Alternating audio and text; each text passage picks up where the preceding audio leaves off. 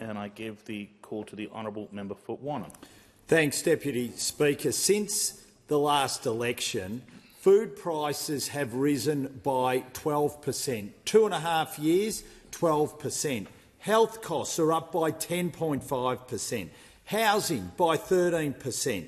Gas by 33%.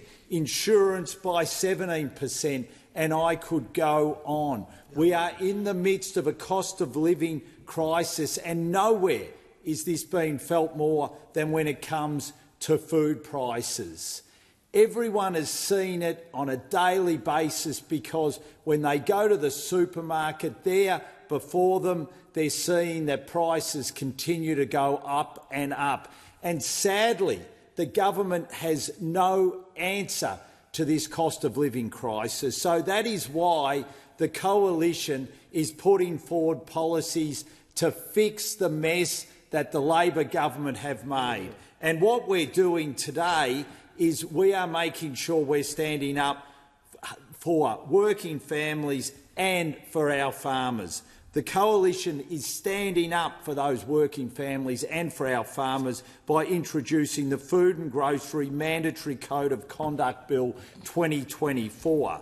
Now, this private members' bill will restore fairness for consumers, families, suppliers and for farmers. What will this plan do? It will make the Food and Grocery Code of Conduct mandatory for supermarkets with an annual turnover of at least $5 billion, have higher penalties for breaches of the code, the greater of $10 million, 3 times the value of the benefit obtained from a contravention, or where the court can't determine the benefit from a contravention, 10% of annual turnover. This will enable infringement penalties of $2 million.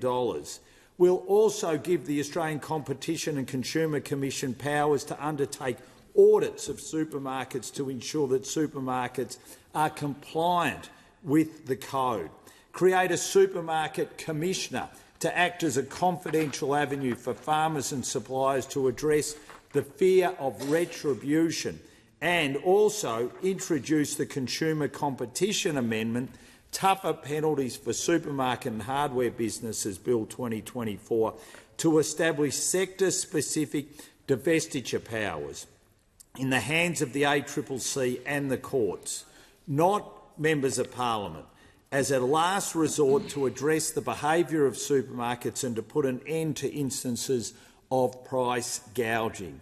Divestiture powers will come with appropriate public interest safeguards. The Coalition is committed to delivering competition policy which supports consumers and smaller businesses, not the big corporations and lobbyists.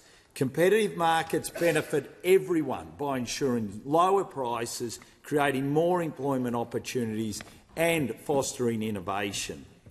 Labor has completely failed on competition policy, and that is why we are seeing people paying so much more at the supermarket. Labor have failed to address inflation. Labor have failed to be able to drive interest rates down, and that is what is really, really hurting Australians. And when it comes to rural and regional Australia, it's exactly the same. And when it comes to my electorate of Wannon, it is exactly the same.